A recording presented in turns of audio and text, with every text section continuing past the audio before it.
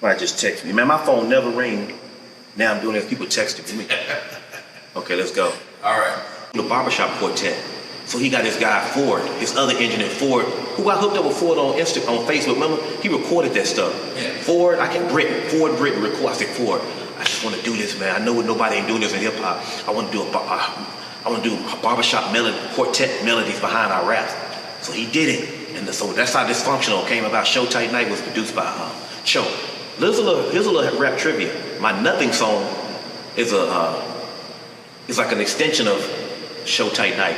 And a lot of people ask me, PiKaHsSo, why did you do Nothing with the Show Tight Night beat?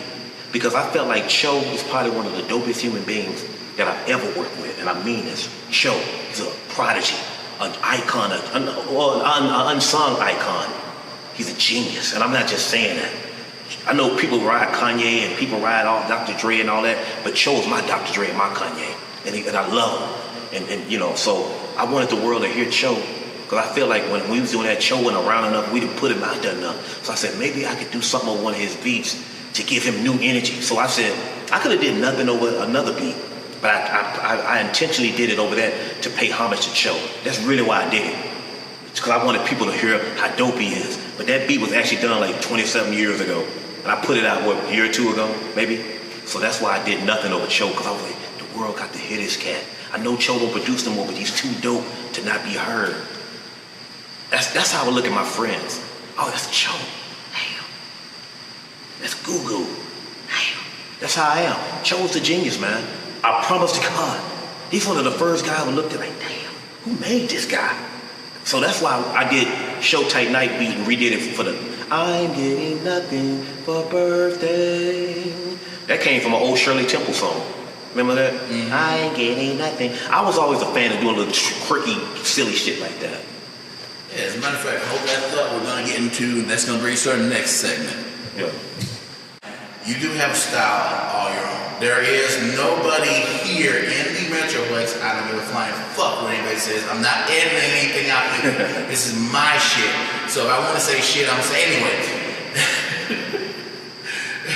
You do have a style all your own. I kind of have given you the nickname, the Andy Kaufman of rap. The lethal lyricist. There's probably a few others, but it just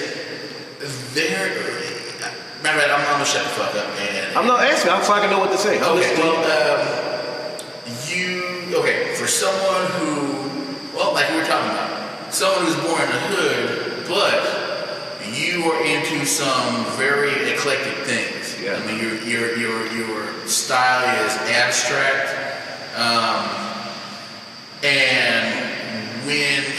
One of the things I do love about it is that when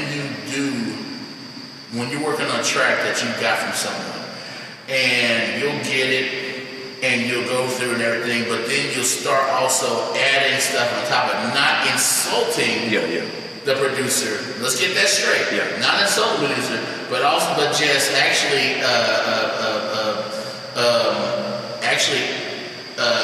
compliment. I'm modifying it. Like right. When you get a new car, you got to get the seats just where you want it, and get the mirrors like you like it.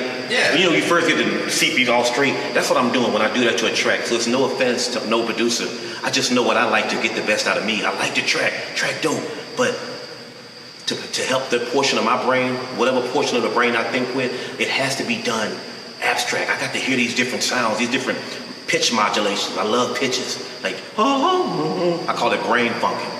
I brain funk the track. Most people that I do that for, I've never had no problem. If they did, they kept it to themselves. Like I did the stuff with Troubadour with Soul Food. I did it. Sometimes I do it a lot. Sometimes I do it mildly. Sometimes the track don't even need that. Sometimes this track can just be good the way it is. But if I feel it needs that extra I'm gonna do it. My style, the style that I do, that style came from me watching a lot of cartoons, a lot of plays. If you listen to Which of These Kids, that came from listening to Shelley Duvall. I loved her out of pitch tone. Oh no, I thought that shit was so dope. So a lot of my ideas that you hear now been in my brain since I've been a kid. That idea has been in my mind for since the 80s. I finally was able to bring it to fruition maybe like a year ago. So that shit been in my mind for a long time. I used to walk around singing it since my mama took me to go see that movie, Popeye. So when I see it, like, wow, I love the way they sing it. I just like to create, even though I'm from a rough neighborhood, I never was part of the gangster talk, the gangster attitude, being a tough guy. I never was that guy. I was always kind of reserved and kind of eccentric. And my mama, she nurtured that. We used to watch Leave It to Beaver. Matter of fact, rest in peace to Eddie Haskell from Leave It to Beaver. He just passed away Monday. Yeah, rest in peace. Me and my mama loved watching Leave It to Beaver and watching all these little banana splits and Hanna-Barbera. I come from that era.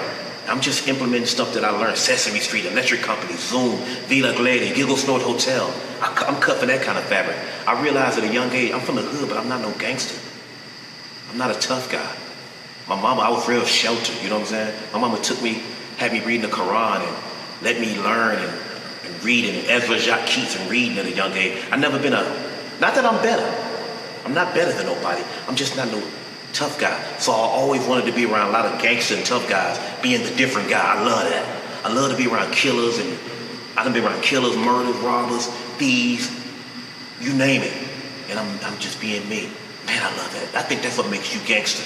I'm around some of the roughest, I done been around some of the illest niggas in Dallas. Would you like to swing on a star, carry moonbeams home in a jar? Or you be better off where you are, or would you rather be a mule? A Caucasian lady named Miss Coke is the one that got me singing that kind of stuff. I know a lot of times I heard people like, is that you're white? It is what it is, I have to be honest. I know she got to be passed away by now. I went to SS College. She the one got me into musicals. An older Caucasian lady, she had gray hair back then. And a lady named Miss Sloan. She taught me about being a humanitarian, how to give to the homeless. That's why I give two Caucasian women, they took a liking to me. Hey, once you watch Sounds of Music, once you watch The Music Man, once you watch all this stuff with Julia Andrews, I knew about this 10 years old. Julia Andrews, 8, 9 years, I'm listening to that. I love the way they sing. Though a deer, a female deer, break a drop of golden sun. As I became a rapper, I said, well, I started incorporating that stuff. That's what made me start doing that harmony stuff I do. People think I bit, or you trying to be like, I done heard, you trying to be like CeeLo, you trying to be like Busta Rhymes, you trying to be like Kendrick Lamar. Come on, no offense to them. I got love for them, but I'm not. I've been doing that before they was born. That's the real talk. So I'm not trying to be like them. I was doing that stuff in elementary. I just never got discovered. So no, it looks like a lie, but I have to tell my truth. And like Star said, a lie unchallenged will become the truth. This is why we're doing this? It can't. I'm not gonna lie. I'm not gonna sit back no more like, yeah. No, I've been doing it. It just haven't been documented. I got some tapes of me doing my style when it haven't evolved, it haven't elevated like it is now. I got them on. I was kind of off key, but you can see he was doing it. The man, the legend, the myth. Oh yeah, I'm the man, the legend, the myth. I would listen to Cab Calloway. So I would add that in my rap. I'm doing that like 90. I'm trying to do a Cab Calloway scat. I just wasn't sonically evolved enough to get the sounds right. But now, I know how to do it. It's because I practice and I hone my skills. You know, so that's how I became me. I hope that helped you.